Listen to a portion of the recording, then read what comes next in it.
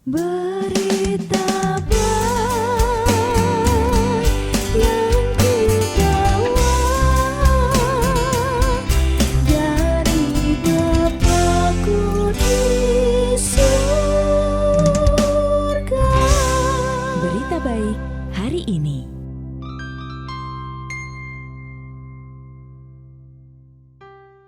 Salam saudaraku yang dikasihi oleh Tuhan. Kita berjumpa lagi dengan seri kebenaran pada malam yang kedua ini. Setelah kita kemarin sudah belajar bersama-sama terkait definisi kelahiran baru. Dan pada malam hari ini kita akan belajar tentang perlunya kelahiran baru. Yesus berkata, "Aku berkata kepadamu, sesungguhnya jika seorang tidak dilahirkan kembali, ia tidak dapat melihat kerajaan Allah." Di dalam Injil Yohanes 3 ayat 3. Jawab Yesus, "Aku berkata kepadamu, sesungguhnya jika seseorang tidak dilahirkan dari air dan roh, ia tidak dapat masuk dalam kerajaan Allah." Yohanes 3 ayat yang kelima.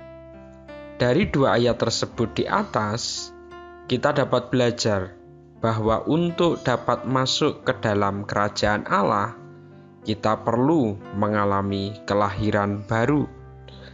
Jadi, kelahiran baru merupakan syarat yang mutlak untuk dapat masuk dalam kerajaan Allah.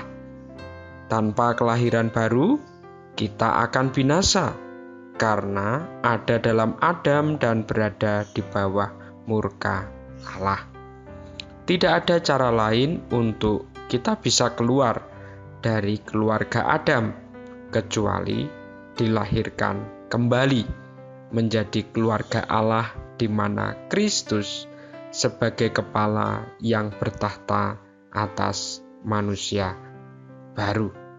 Jadi, kelahiran baru sangat-sangat diperlukan, karena tanpa kelahiran baru, saudara dan saya tidak bisa masuk dalam kerajaan Allah.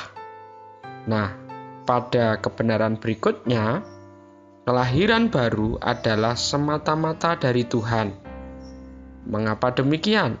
Karena Alkitab mengatakan kepada mereka yang menerima Tuhan Yesus sebagai juru selamat, bahwa mereka telah dilahirkan kembali, bukan dari darah atau dari daging, bukan pula secara jasmani oleh keinginan seorang laki-laki, melainkan dari Tuhan.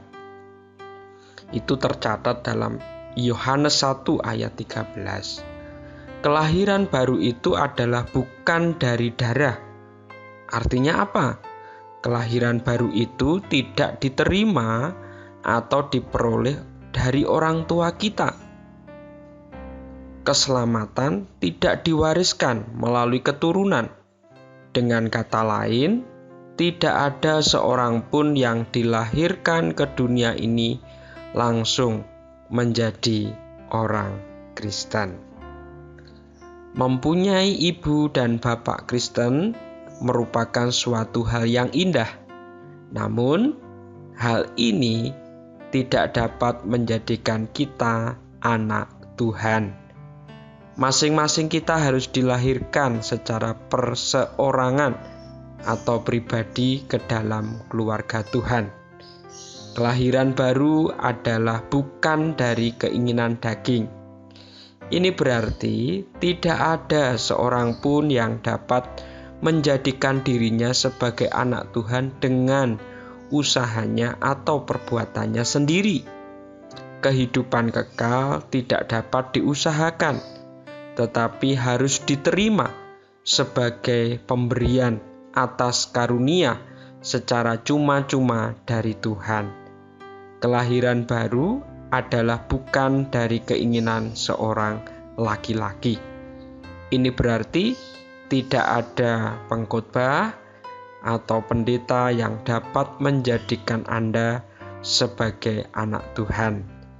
Tidak ada upacara gereja seperti perjamuan kudus atau pembaptisan yang dapat menjadikan Anda sebagai anak Tuhan.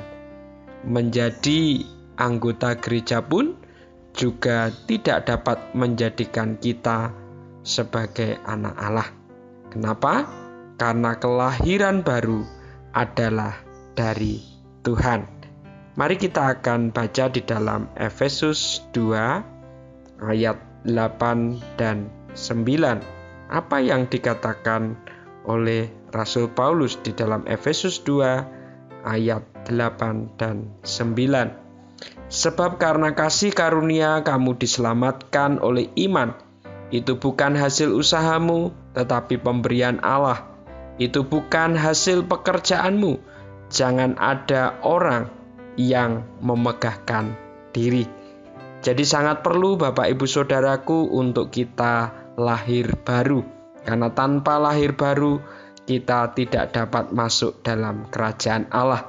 Dan kelahiran baru itu bukan karena usaha dan upaya kita, tetapi kelahiran baru adalah pemberian dari Tuhan. Kiranya seri kebenaran malam hari ini menjadi berkat buat kita sekalian. Selamat malam, selamat beraktivitas, selamat berstay at home. Tuhan Yesus memberkati.